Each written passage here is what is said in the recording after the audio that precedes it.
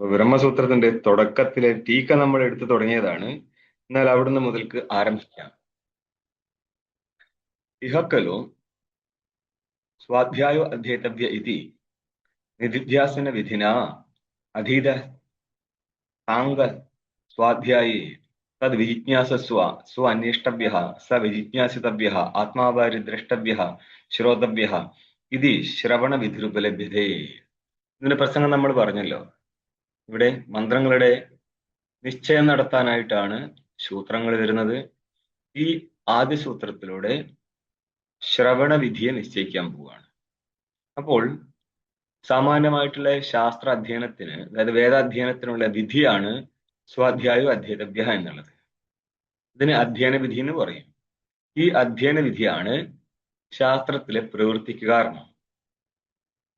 നിത്യ അധ്യയന വിധിന, സ്വാധ്യായം എന്നുള്ളത് നിത്യമാണ്. ആ നിത്യമായിരിക്കുന്ന അധ്യയനം നടത്തണം എന്നുള്ളതിന്റെ വിധിയാണ്. ഈ വിധിയാൽ എന്ത് സംഭവിക്കുന്നുണ്ട്? അധീത സാംഗസ്വാധ്യായ പുരുഷേ, അംഗത്തോടുകൂടി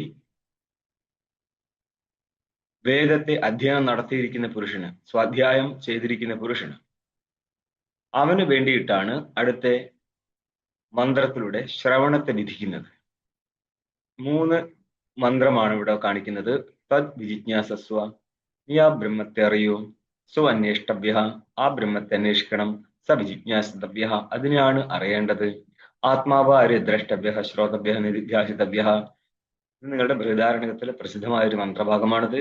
ആത്മാ, ഇത് നിത്യശുദ്ധ ബുദ്ധനായിരിക്കുന്ന ആത്മാ, ദ്രഷ്ടവ്യ എന്ന് പറയുന്ന ദർശന യോഗ്യമാകുന്നു. അതിനെങ്ങനെ ദർശനം നടത്താൻ പറ്റും? ദർശന യോഗ്യമാണെങ്കിൽ അതിനുള്ള കാരണത്തെയാണ് മുന്നോട്ട് അവതരിപ്പിക്കുന്നത്. ശ്രവണ മനന നിധിധ്യാസനങ്ങളിലൂടെ. അതുകൊണ്ട് ശ്രോതവ്യ, ശ്രവണം നടത്തണം. തവ്യപ്രത്യമാണ് ഇവിടെ കർത്തവ്യാർത്ഥത്തിൽ വന്നതാണ്. അപ്പൊ ശ്രവണം നടത്തണം, മനനം നടത്തണം, നിധിധ്യാസനം നടത്തണം. ഇപ്രകാരം ശ്രവണ മനന നിധിധ്യാസനങ്ങൾ നടത്തിയാല് എന്താവും? ആത്മാ ദർശിക്കപ്പെടും. ഇത് ശ്രവണ വിധിരുപലഭ്യത, ഇപ്രകാരം ശ്രവണത്തിലെ വിധി കാണുന്നുണ്ട്, ശ്രവണ വിധി കാണപ്പെടുന്നുണ്ട്. എന്നപ്പോൾ എന്തൊക്കെയായി? സ്വാധ്യായോ അധ്യേതവ്യ എന്നുള്ള വിധിക്കനുസരിച്ച് ഈ വിധിയുടെ അർത്ഥം അറിഞ്ഞ ആള് എന്ന് പറഞ്ഞ അച്ഛൻ മകനെ ഗുരുകുലത്തിൽ അയച്ചു. എന്തിന്? സ്വന്തം ശാഖാധ്യയനത്തിന്. അവിടെ സ്വന്തം ശാഖാധ്യയനം വീട്ടിൽ വന്നിട്ടാണ്. പക്ഷെ ഗുരുകുലത്തില് അർത്ഥത്തോടുകൂടിയുള്ള, അർത്ഥബോധത്തോടുകൂടി ശബ്ദത്തിന്റെ, അതായത് വേദത്തിന്റെ മൊത്തം അധ്യയനം നടക്കും. എങ്കിൽ മാത്രമേ സമാവർത്തനം നടത്താൻ പാടുള്ളൂ. അല്ലാതെ കേവലം ഞാൻ അഭ്യാസി ചൊല്ലാൻ വേണ്ടിയിട്ട് ഗുരുകുലത്തിലേക്ക് പോകണ്ട, അത് ഉദ്ദേശിച്ചിട്ടല്ല പറഞ്ഞത്. ഇങ്ങനെയൊക്കെ നിങ്ങൾക്ക് ഇനി മറ്റു വേറെ സ്ഥലത്തും കാണാനുണ്ട്. അപ്പൊ അങ്ങനെ അംഗത്തോടുകൂടി വേദാധ്യയനം നടത്തിയ, സ്വാധ്യായം ചെയ്തിരിക്കുന്ന വ്യക്തിക്ക് വേണ്ടിയിട്ട് ശ്രവണത്തിൽ വിധി കാണുന്നുണ്ട്. ഇവിടെയും നമ്മൾ ഇന്നലെ പറഞ്ഞിട്ടുണ്ട്, വേറെയും കുറെ കാര്യങ്ങൾ കൂട്ടിച്ചേർക്കണം. ഇത് ശ്രവണത്തിൽ സാമാന്യമായിട്ടുള്ള വിധിയല്ല. ഇവിടുത്തെ അധികാരി തന്നെ ആള് വേറെയാണ്. അപ്പോൾ തത് വിജ്ഞാനാർത്ഥം ഗുരുമേവ അഭിഗച്ഛ ശ്രോത്രിയം ബ്രഹ്മനിഷ്ഠം എന്ന് വേറൊരു വിധി വരുന്നുണ്ട്. ആ ബ്രഹ്മജ്ഞാനത്തിനായിട്ട് ശ്രോത്ര ബ്രഹ്മനിഷ്ഠനായിരിക്കുന്ന ഗുരുവിനെ സമീപിക്കുക. അവിടെയാണ് നമ്മൾക്ക് ശ്രവണം നടത്താൻ പറ്റത്തുള്ളൂ. അപ്പൊ ഇത് വ്യത്യസ്തമായിരിക്കുന്ന ഒരു മേഖലയാണ്. സാമാന്യ ശ്രവണം മാത്രമാണ് സ്വാധ്യായോ അധ്യേതവ്യ എന്നുള്ള സ്ഥലത്ത് നടത്താൻ പറ്റത്തുള്ളൂ. ആ ഗുരുവിന്റെ അടുത്ത് പോയി ശ്രവണം നടത്തി, എന്നിട്ട് ചിലർക്ക് അപ്പോൾ അല്ലെങ്കിൽ കാലാന്തരം ജിജ്ഞാസ ഉണ്ടാകുന്നതാണ് ഈ വാസ്തവ വസ്തു ഏതാണ് എന്നുള്ളത്, മറ്റു പലരിൽ നിന്ന് കേട്ടിട്ട്. എന്നപ്പോൾ ആ അധികാരിക്ക് വേണ്ടിയിട്ട്, നമ്മൾ മുന്നോട്ടേക്ക് അധികാരിയാണ് നിരൂപണം നടത്താൻ പോകുന്നത്. ആ അധികാരിക്ക് വേണ്ടി പറഞ്ഞതാണ് ശ്രവണം നടത്തണത്. ഇപ്രകാരം ശ്രവണത്തിൽ വിധി കാണുന്നുണ്ട്. തസ്യ അർത്ഥ, ഇതിന്റെ അർത്ഥം എന്താ? അമൃതത്വ കാമേന അദ്വൈതാത്മ വിചാര ഏവ വേദാന്ത വാക്യേ കർത്തവ്യ. ഇത്രയും അർത്ഥമുണ്ട്. അമൃതത്വം ഇച്ഛിക്കുന്നവനാൽ, അതായത് ചിലർക്ക് സ്വർഗാദികളിലായിരിക്കും ഇച്ഛ, ചിലർക്ക് മാത്രമാണ് അമൃതത്വം എന്നുള്ള ബ്രഹ്മപ്രാപ്തിയായിരിക്കുന്ന സ്വരൂപ പ്രാപ്തിക്കുള്ള ഇച്ഛ. അത് ജീവന്റെ പുണ്യത്തിനനുസരിച്ചിരിക്കുന്ന അർത്ഥം. അതായത് പൂർവജന്മത്തിൽ ചെയ്തിരിക്കുന്ന നിഷ്കാമ കർമ്മോപാസനകളാൽ അന്ധക്കരണ ശുദ്ധമായവനെ സംബന്ധിച്ച് ഇവിടെ ഏത് ലോകമാണെങ്കിൽ പോലും അത് സംസാരാന്തർഗതമാണെന്നും മറ്റു കാര്യങ്ങളെല്ലാം സാമാന്യമായിട്ട് കേട്ട് മനസ്സിലാക്കേണ്ടതാണ്. എങ്ങനെ? ഇതിനെല്ലാം അധിഷ്ഠാനമായിട്ടൊരു ബ്രഹ്മമുണ്ട്, അത് സ്വരൂപമാണെന്നെല്ലാം കേൾക്കുന്ന സമയത്ത് ശാസ്ത്രത്തിൽ നിന്നല്ല മറ്റു പലരിൽ നിന്നും കേട്ടിട്ട് അമൃതത്വത്തോട് കാമന വരുന്നുണ്ട്. ഈ അമൃതത്വ കാമന വേണ്ടിയാണ് മുന്നോട്ട് വിധിയുള്ളത്. തസ്യാർത്ഥ അമൃതത്വ കാമേന അവൻ എന്ത് ചെയ്യണം? അദ്വൈത ആത്മവിചാര ഏവ കർത്തവ്യ. അദ്വൈത ആത്മവിചാരം മാത്രമാണെന്ന് പറയുന്നത്. ഇവിടെ എന്തിനൊന്നും സാധ്യതയില്ല, മറ്റു മാർഗങ്ങൾക്കൊന്നും സാധ്യതയില്ല, അതെല്ലാം അടച്ചുകളയാണ്. അതിനാണ് നമ്മൾ ഇവിടെയുള്ള ശ്രവണത്തിലെ വിധിയെ നിയമവിധിയായിട്ട് മാനിക്കാൻ പോകുന്നത്. എല്ലാ നിയമവിധികളും ഒരു കണക്കിന് അപൂർവ വിധികൾ തന്നെയാണ് എന്ന് നമ്മൾ കുറച്ചു ദിവസം മുന്നേ അദ്വൈത സിദ്ധിയിൽ പറഞ്ഞു. ഓർമ്മയുണ്ടോ? അതായത് യാഗത്തിന് ഉപയോഗിക്കുന്ന വ്രീഹി, ആ വ്രീഹിയുടെ ഉമി കളയാനായിട്ട് നഖവിതലനമാവാം, അല്ലെങ്കിൽ അവഘാതമാവാം. അവഘാതം എന്ന് പറഞ്ഞാൽ ഇടിച്ച് അതിന്റെ ഉമി കളയാം, അല്ലെങ്കിൽ നഖം കൊണ്ട് കളയാം, അല്ലെങ്കിൽ അതിനെ നമ്മൾ ഒരു കല്ലേൽ വെച്ച് ഉരച്ചും അതിനെ ഉമി കളയാൻ പറ്റും. ഉമി കളയാൻ പല മാർഗങ്ങളുണ്ട്. അവിടെ വിധി വന്നിരിക്കുകയാണ് അവഘാതേനൈവ വൈദുഷീകരണം കർത്തവ്യ എന്ന് പറഞ്ഞാൽ ഇടിച്ച് തന്നെ അതിന്റെ ഉമി കളയണം എന്നുള്ളത്. ഇവിടെ സാമാന്യ വ്രീഹി എടുത്തു കഴിഞ്ഞാല് അന്യ മാർഗങ്ങളിലൂടെ അതിന്റെ ഉമി കളയാൻ പറ്റും. പക്ഷേ യാഗത്തിന് ഉപയോഗിക്കേണ്ട വ്രീഹിയിൽ നിങ്ങൾക്ക് മറ്റു മാർഗങ്ങളൊന്നുമില്ല. പിന്നെയോ അപഘാതം കൊണ്ട് തന്നെ ഉമി കളയാൻ പാടുള്ളൂ. കാരണം എന്താ? അത് വിശിഷ്ട വ്രീഹിയാണ്. വിശിഷ്ട വ്രീഹി എന്ന് ഉദ്ദേശിച്ചത് യാഗസംബന്ധിയായിരിക്കുന്ന അപൂർവ ജനകനായിരിക്കുന്ന വ്രീഹിയാണ്. ആ രീതിയിൽ നോക്കിക്കഴിഞ്ഞാൽ മറ്റൊരു രീതിയും അവിടെ സമ്പന്നമാവുന്നില്ല എന്നുള്ളതിനാൽ ഈ വിധി അപൂർവ വിധി തന്നെയാണ്. സാമാന്യ വ്രീഹിയുടെ ദൃഷ്ടിയിൽ അതില് ആ ഉമി കളയാൻ മറ്റു രീതിയും സമ്പന്നമാവും എന്നിരിക്കെ ഇതേ വിധി തന്നെ നിയമവിധിയായിട്ട് പ്രവർത്തിക്കും. ഇതാണ് സിദ്ധാന്തം. പൂർവമീമാംസാ സിദ്ധാന്തം തന്നെയാണ് വേദാന്തിയും ഇതിൽ മാനിക്കുന്നത്. അപ്പോൾ ഇവിടെ നമുക്ക് പല രീതിയിൽ മാനിക്കാമെന്നർത്ഥം. ടീക്കേ. അതുകൊണ്ടാണ് പ്രകടാർത്ഥകാരൻ ഈ ഒരു ശ്രവണത്തില് അപൂർവവിധി മാനിക്കുന്നതും വിവരണകാരൻ ഇവിടെ നിയമവിധി മാനിക്കുന്നതും. ഇങ്ങനെയൊക്കെ മതഭേദം വരും. നീ പ്രകടാർത്ഥകാരൻ ആരാന്നുള്ള കാര്യത്തിൽ അഭിപ്രായ വ്യത്യാസം ഉണ്ടെങ്കിലും സാമാന്യമായിട്ട് അനുഭൂതി സ്വരൂപാചാര്യനാണെന്ന് പറയും. അപ്പോൾ എന്താ പറയുന്നത്? അമൃതത്വകാമൻ എന്ത് ചെയ്യണമെന്നാ? വിചാരത്തിലാണ് പ്രവർത്തിക്കേണ്ടത്. വിചാര എന്നുള്ള ശബ്ദത്തിന്റെ അർത്ഥം എന്താ?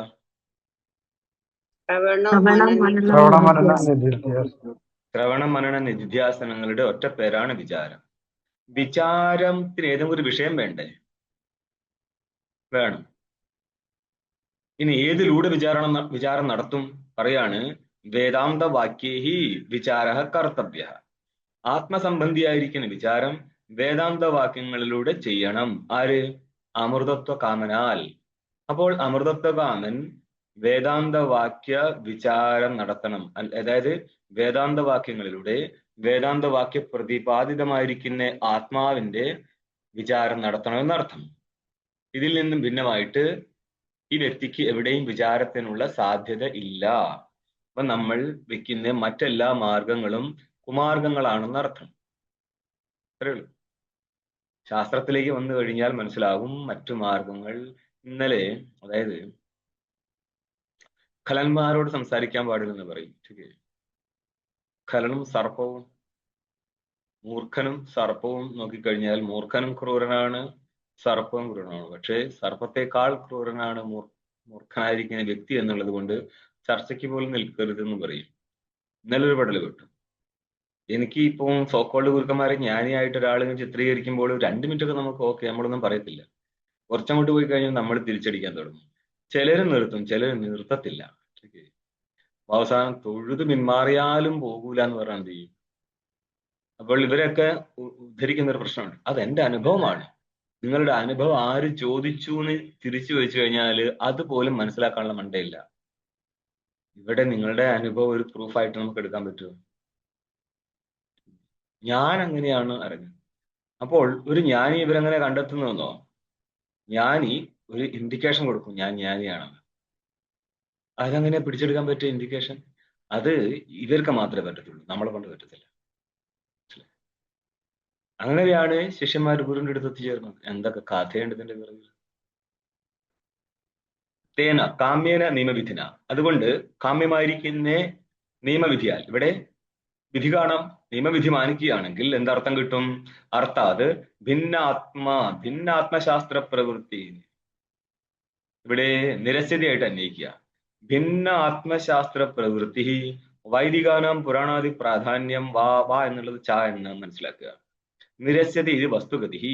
ഇവിടെ കേൾക്കുന്ന വിധിയെ നമ്മൾ നിയമവിധിയായിട്ട് മാനിച്ചു കഴിഞ്ഞാൽ, ശ്രവണത്തിലെ വിധി നിയമവിധിയായിട്ട് മാനിച്ചു കഴിഞ്ഞാൽ, ഒരു കാര്യം ശ്രദ്ധിക്കണം, നിങ്ങളുടെ ഉപനിഷത്തല്ല ഈ സാധനം, ഇവിടെ വിചാരശാസ്ത്രം തുടങ്ങുകയാണ്.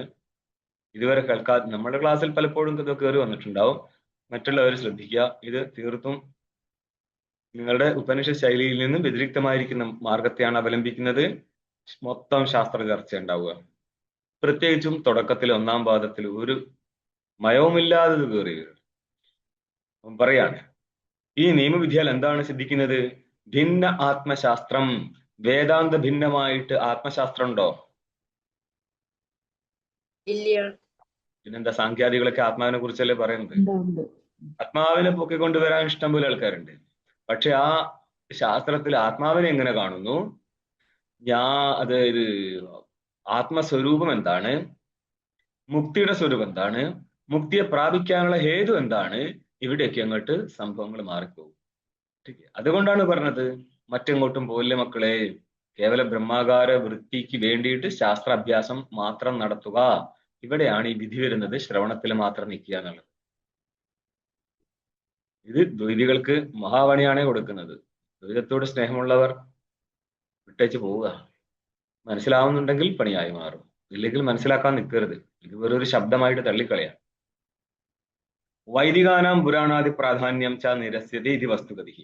വൈദികങ്ങളുടെ പുരാണാദി പ്രാധാന്യവും, പുരാണത്തെ നമ്മൾ പ്രമാണമായിട്ട് എടുക്കുന്നില്ല എന്നല്ല, ഇതിൽ പ്രാധാന്യം കൊടുക്കുന്നില്ലെന്ന് മാത്രം. ശ്രുതി സ്മൃതി മമൈവ ആജ്ഞ എന്ന് തന്നെ പറയുന്നുണ്ടല്ലോ. ശ്രുതിയും സ്മൃതിയും എന്റെ തന്നെ ആജ്ഞയാകുന്നു. ഇത്രയും വരെ ഇന്നലെ കഴിഞ്ഞു. ഇനി തത്ര കശ്ചിദിഹ ജന്മനി ജന്മാന്തരേവ അനുഷ്ഠിത യജ്ഞാദിഭിർ നിതാന്ത വിമല സ്വാന്തോ അസ്യ ശ്രവണ വിധേഹ കോ വിഷയ കിം ഫലം കോ അധികാരി ക സംഭതേതി ജിജ്ഞാസതേ. കശ്ചിത് ചിലര് ഇവിടെ ജിജ്ഞാസ നടത്തും. അതെന്തുകൊണ്ട് ജിജ്ഞാസ നടത്തുന്നത് എന്ന് പറഞ്ഞാൽ, ഈ ശ്രവണ വിധിയുടെ അധികാരി ആരാണ് എന്നുള്ളൊരു ജിജ്ഞാസയുണ്ട്. ആ ജിജ്ഞാസ പോലും വരണമെങ്കിൽ അന്ധകരണത്തിന് ശുദ്ധി ഉണ്ടായിരിക്കണം. ഈ അന്ധകരണ ശുദ്ധി എവിടുന്ന് വന്നു? ഇഹ ജന്മനി, ഈ ജന്മത്തിലാവാം, അല്ലെങ്കിലോ ജന്മാന്തരേ, അടുത്ത ജന്മത്തിൽ എന്നല്ല, കഴിഞ്ഞ ജന്മത്തിൽ, കഴിഞ്ഞ ഏതെങ്കിലും ജന്മത്തിൽ ചെയ്തിരിക്കുന്ന അനുഷ്ഠിത യജ്ഞാദിഭിർ, യജ്ഞ ഉപാസന എന്നാൽ കർമ്മ ഉപാസനാദികളാൽ. ഇത് എങ്ങനെയുള്ള കർമ്മമായിരുന്നു? കർത്തൃത്വമില്ലാതെ ഈശ്വരാർപ്പിതമായിട്ട് ചെയ്തിരിക്കുന്ന കർമ്മങ്ങളാണ്. അല്ലാതെ സ്വർഗാദി പ്രാപ്തിക്ക് വേണ്ടി ചെയ്യുന്ന കാമ്യകർമ്മമല്ല ഇത്. നിങ്ങൾ കർത്തൃത്വം, അതായത് ഞാൻ ജംബുദ്വീപ് എന്ന് പറഞ്ഞു തുടങ്ങുന്ന പരിപാടി ഉണ്ടല്ലോ, അവിടെ കർത്തൃത്വം ഉണ്ട്. ഇന്ന ആള് ഇന്ന സ്ഥലത്ത് ഞാൻ ഇന്ന സങ്കല്പം ചെയ്യാന്ന് പറയത്തില്ലേ, ഇന്ന കാര്യത്തിന് വേണ്ടി ഞാൻ ഈ കർമ്മം ചെയ്യുന്നു എന്ന് പറയാൻ സങ്കല്പം ചെയ്യുന്നത്. അവിടെ ഈ സംഭവം നടക്കത്തില്ല. ആദ്യം മനസ്സിലായിരിക്കും. കാരണം സങ്കല്പം ചെയ്ത എന്തിനാ? ഇന്ന ഫലം കിട്ടാൻ ഇന്ന ആള് ചെയ്യുന്നു എന്നല്ല സങ്കല്പം. പിന്നെ കർത്തൃത്വം നിന്നില്ലേ, അവിടെ ആ സംഭവം തോണ്ടിക്കൊണ്ടുവരുന്നു. ഇല്ല ഞങ്ങൾക്ക് അങ്ങനെയൊന്നും ഉദ്ദേശിച്ചിട്ടല്ല. സങ്കല്പം ചെയ്തു കഴിഞ്ഞാൽ സങ്കല്പത്തിനനുസരിച്ച് ഫലം വരും. അവിടെ പറഞ്ഞ ഫലം കിട്ടത്തുള്ളേ. അന്നപ്പോൾ ജന്മാന്തരത്തിലോ ഈ ജന്മത്തിലോ ചെയ്തിരിക്കുന്ന യജ്ഞാദികളാൽ എന്ത് സംഭവിച്ചു? സ്വാന്തം എന്ന് പറഞ്ഞ അന്ധക്കരണം. അന്ധക്കരണം എന്തായി? വിമലമായി. എങ്ങനെ? അത്യന്ത വിമലമായി. യജ്ഞാദിഭിർ നിതാന്തം, തീർത്തും വിമലമായിരിക്കുന്ന സ്വാന്തത്തോടുകൂടി അങ്ങനെ ഇരിക്കുന്ന അവൻ എന്ത് സംഭവിക്കും? അശ്യ ശ്രവണ വിധേഹേ. എവിടെയാ ശ്രവണ വിധി ഉള്ളത്? ജിജ്ഞാസസ്വ ആത്മാവേറിയ ദ്രഷ്ടഭ്യ ശ്രോതഭ്യ ഇത്യാദി സ്ഥലങ്ങളിലൂടെ കാണപ്പെടുന്ന ഈ ശ്രവണ വിധിയുടെ കോ വിഷയ, വിഷയം എന്താകുന്നു? കിം ഫലം. അതായത് ശ്രവണ വിധിയുടെ വിഷയം ആവശ്യമുണ്ട്. ആ വിഷയത്തിൽ നിന്ന് കിട്ടുന്ന ഫലം ഏതാണ്?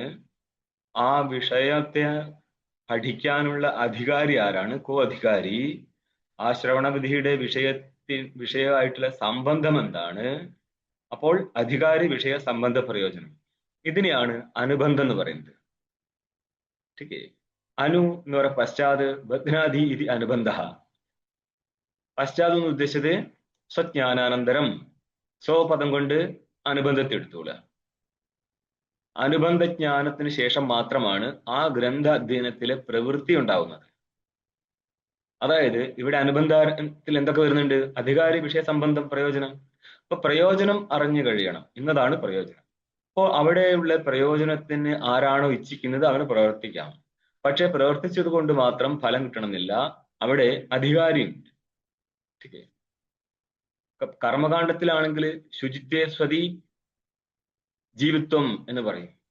ഇനിയും കുറെ ഉണ്ട്. സാമാന്യമായിട്ട് ശുചിത്വ ജീവിത്വമാണ് അവിടെ നിത്യകർമ്മത്തിനുള്ള അധികാരിയായിട്ട് വരുന്നത്.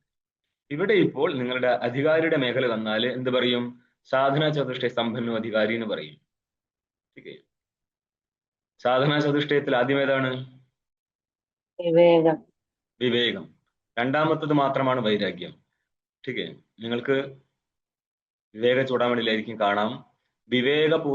പൂർവകമായിരിക്കുന്ന വൈരാഗ്യം മാത്രമേ ഗ്രഹിക്കുന്നുള്ളൂ. അല്ലാതെ കാട്ടായം വൈരാഗ്യം ഉണ്ടല്ലോ, നല്ലൊരു മുണ്ട് കൊടുത്തു കഴിഞ്ഞാൽ അതിനെ പാതിയാക്കിയിട്ട് മുട്ടിന്റെ പൊക്കത്ത് കൊടുക്കുകയും ഒരു സ്കാർഫ് എടുത്ത് തലയിൽ കെട്ടുകയും ചെരുപ്പില്ലാതെ നടക്കുകയും ചെയ്യുന്ന വൈരാഗ്യം ഉണ്ടല്ലോ, അത് കയ്യിൽ വെച്ചാൽ മതി എന്നാ പറഞ്ഞു. വിവേകപൂർവമായിരിക്കുന്ന വൈരാഗ്യത്തെ എടുക്കത്തുള്ളൂ. ഒരു പ്രാവശ്യം ഞങ്ങളുടെ മണ്ഡലേശ്വരി തന്നെ ഇതെടുത്ത് തട്ടുക കേട്ടോ. അതിന് കാരണമൊക്കെ ഉണ്ട്. നിങ്ങൾ ഇവിടെ നിൽക്കല്ലേ, ഞങ്ങൾ ആ ഫീൽഡിന്റെ ഉള്ളിൽ നിൽക്കുന്നല്ലേ. ചിലര് ഞാൻ പറയേണ്ട ആവശ്യമില്ലല്ലോ ഞാൻ വൈരാഗ്യാന്ന്. എന്ത് ചെയ്താൽ മതി? മുണ്ട് തോർത്ത് പോലെ ഉടുക്കുക. നിങ്ങളുള്ള മുണ്ട് കൊടുത്താൽ അത് കീറി തോർത്ത് പോലെ ഉടുക്കുക. ഒരു സ്കാർഫ് കെട്ടുക തലയില്. ചോദിക്കുന്ന നേരം ഇങ്ങനെയൊന്നും പറയരുത്. മയം വേണം പറയുന്ന കാര്യത്തിൽ. ഇഹ ഖലു സ്വാധ്യായോ അധ്യേതം എന്നിങ്ങനെ വലിച്ചൊക്കെ സംസാരിക്കണം. പണ്ട് സ്വാമി നമ്മുടെ മണ്ഡലത്തിൽ ഒരു കഥ പറയും. ഒരു പയ്യൻ ശിഷ്യനും വയസ്സായ ഒരു ഗുരു ഇങ്ങനെ വടി പിടിച്ചിട്ട് ഇങ്ങനെ വിറച്ചാ പോവുക ഒരു സ്ഥലത്ത് മറ്റൊരു സ്ഥലത്ത്. അപ്പം മൊത്തം ശിഷ്യന്മാരും ഗൃഹസ്ഥന്മാരായിരിക്കുന്ന ഡിസൈപ്പിൾസും ഉണ്ടാവും. അങ്ങനെ ഒരു ദിവസം ഗുരു തീർന്നു.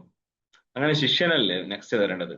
ശിഷ്യൻ അതേ വടിയെടുത്തിട്ട് പിന്നെ ഒരു സ്ഥലത്ത് മറ്റൊരു സ്ഥലത്തേക്ക് പോവുക വിറച്ചാണ്. മനസ്സിലായോ? എങ്കിലും മാത്രമേ ആള് കൂടെ കിട്ടത്തുള്ളൂ.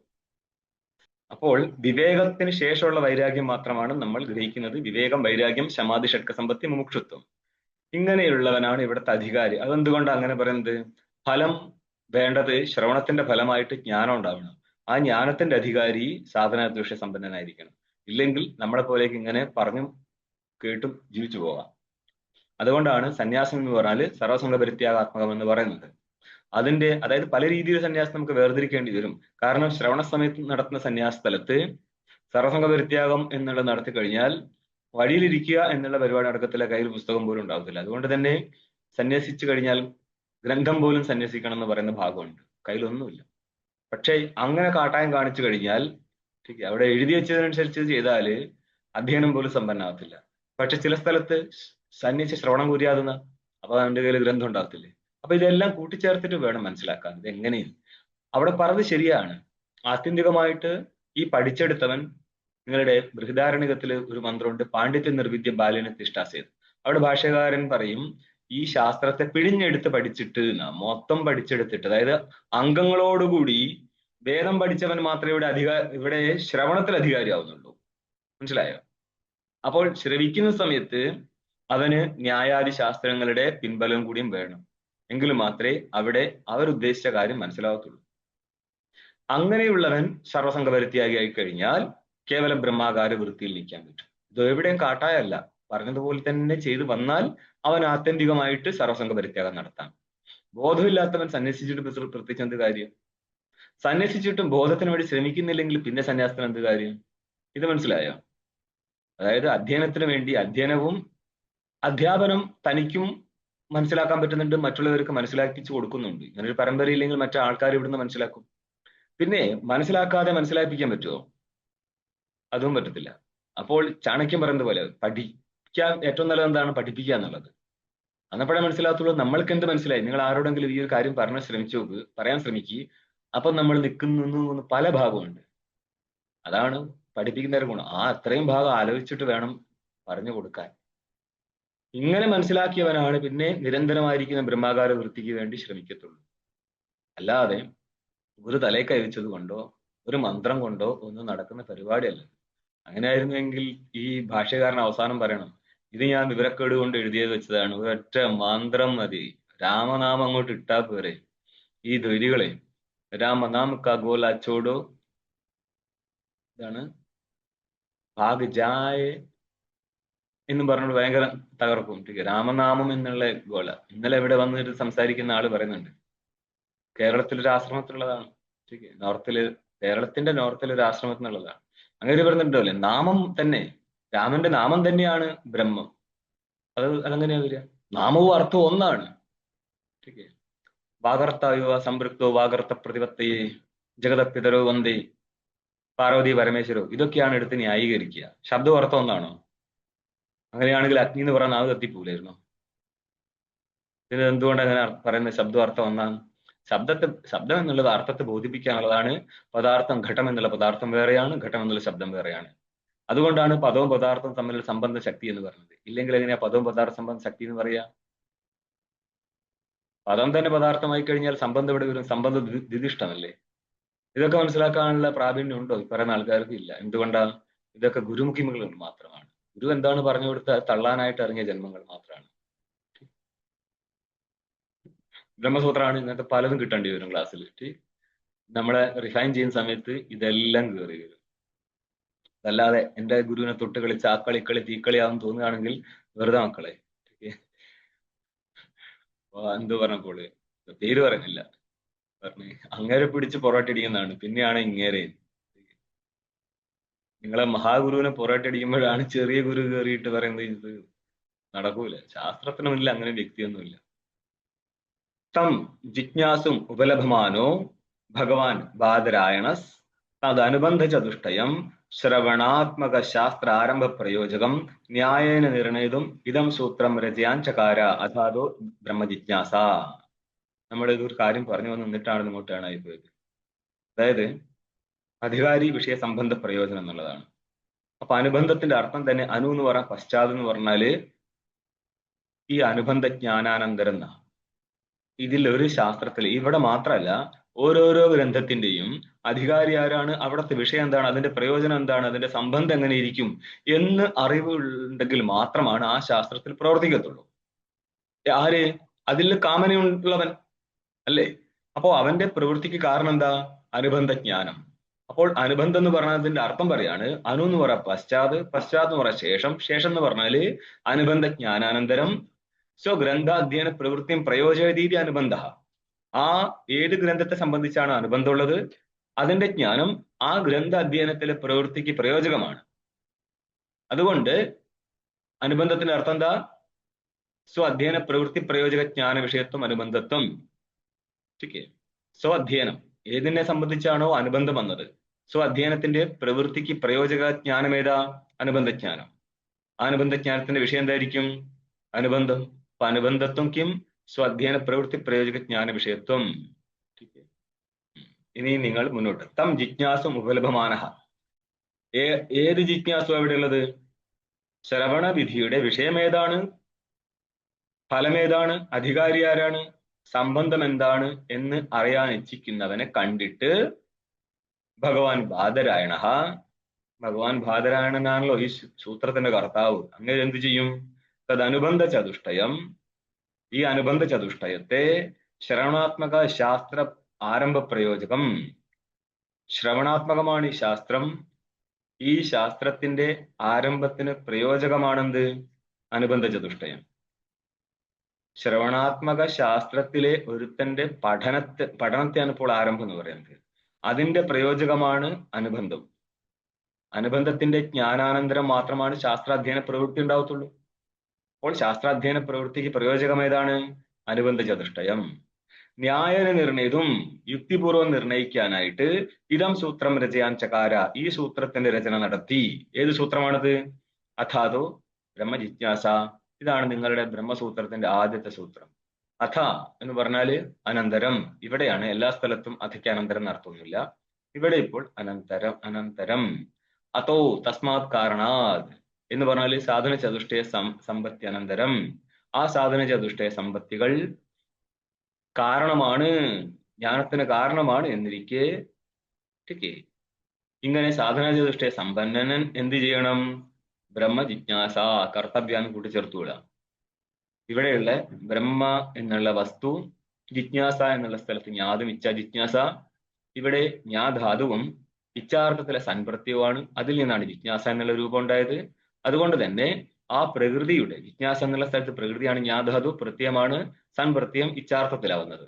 അപ്പോൾ ഈ ജ്ഞാനം കിം വിഷയകം ബ്രഹ്മവിഷയകം, ആ ജ്ഞാനത്തിൽ നിന്ന് ജ്ഞാനം എന്നുള്ള പദത്തെ ജ്ഞാധാതുവിനെ നമ്മൾ അജഹൽ ലക്ഷണ വഴി അപരോക്ഷ ജ്ഞാനമായിട്ടും സൻപ്രത്യയത്തിന്റെ ഇച്ഛ എന്നല്ല അർത്ഥം. ഇച്ഛാസാധ്യം എന്താണ്? വിചാരം. ടീക്കേ. അപ്പോൾ ഇച്ഛാസാധ്യമായിരിക്കുന്ന വിചാരത്തെ ഗ്രഹിച്ചു കൊള്ളണം. ഇവിടെയുള്ള ജിജ്ഞാസ എന്നുള്ള സ്ഥലത്തെ പ്രത്യയത്താൽ, പ്രത്യയം വന്നത് ഇച്ഛാർത്ഥകമായിരിക്കുന്ന സൻപ്രത്യയമാണ്. അതിൽ നിന്ന് എന്ത് ഗ്രഹിക്കണം? ജഹൽ ലക്ഷണയാല് വിചാരത്തെ ഗ്രഹിച്ചോളണം. എന്നിട്ട് കർത്തവ്യ പദം അധ്യാഹാരവും നടത്തിയിട്ട് ബ്രഹ്മ ജിജ്ഞാസ കർത്തവ്യ എന്ന് വന്നാൽ അപരോക്ഷ ജ്ഞാനത്തിനായിട്ട് ജ്ഞാനത്തിന്റെ ഹേതുവായിരിക്കുന്ന വിചാര കർത്തവ്യ. ടീക്കേ. ആര്? സാധനാദൃഷ്ട സമ്പന്നൻ. സാധനാദൃഷ്ട സമ്പത്തി ജ്ഞാന കാരണമാണ് എന്നിരിക്കെ അപരോക്ഷ ബ്രഹ്മജ്ഞാനത്തിനായിട്ട് ആ ജ്ഞാനത്തിന്റെ കാരണമായിരിക്കുന്ന വിചാരത്തിൽ പ്രവൃത്തനാവണം എന്നാണ് ഈ അഥാതു ബ്രഹ്മജിജ്ഞാസ എന്നുള്ളതിന്റെ അർത്ഥം. ഇതിപ്പോ നമ്മൾ അടുത്ത പേജിൽ കാണും.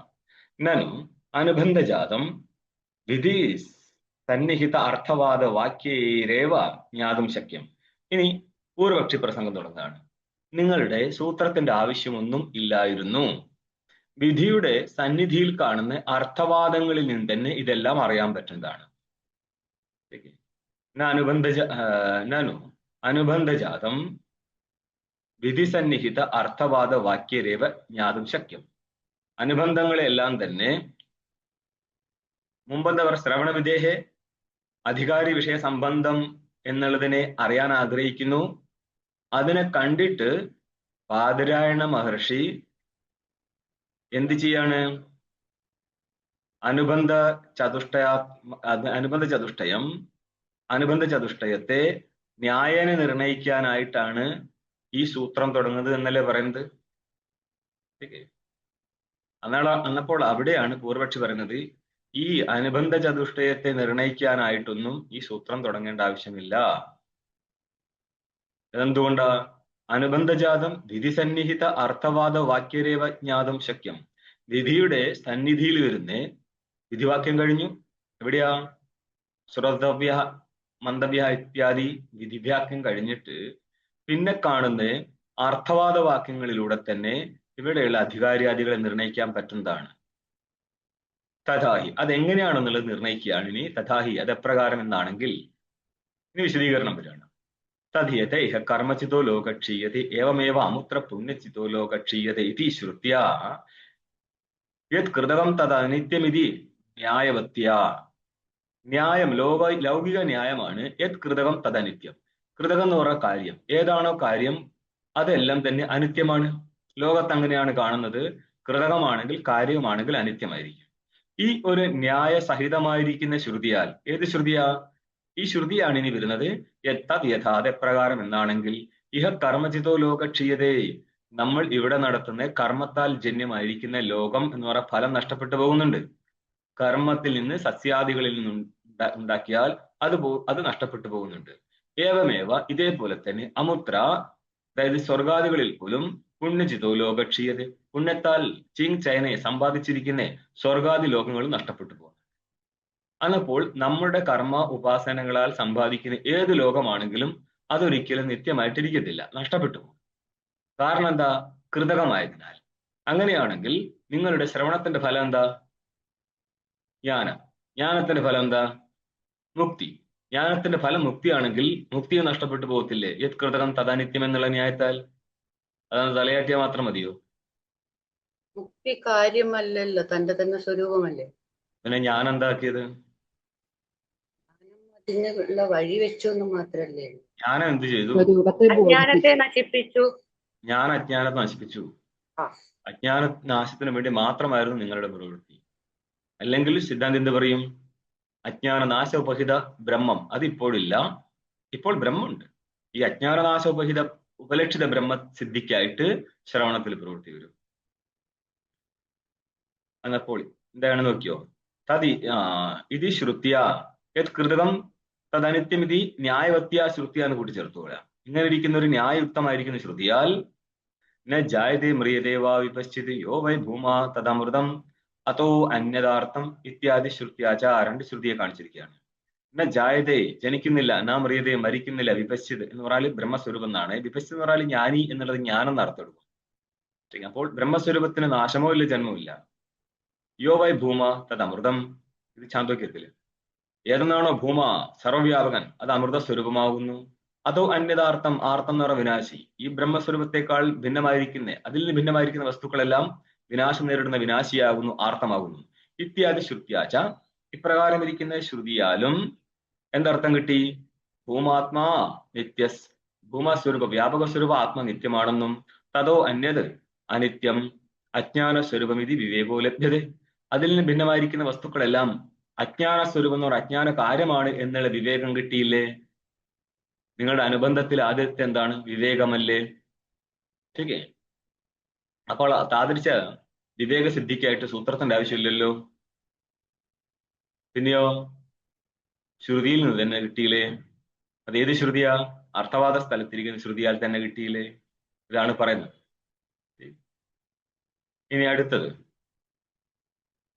വിവേകം, വൈരാഗ്യം, സമാധി, ഷഡ്കസമ്പത്തി, മുമുക്ഷുത്വം, നാലും വരാൻ പോവാണ്. കർമ്മണ ഇതിനെ വിശദീകരിക്കുകയാണ്. ഇത് ഏത് ഭാഗത്തെ? നാസ്തി അകൃത് തദിഹ തുടങ്ങിയല്ലോ. തത് യഥാ ഇഹ കർമ്മചിത ലോകക്ഷീയതേ എന്നുള്ളതിന്റെ വ്യാഖ്യാനമാണ്.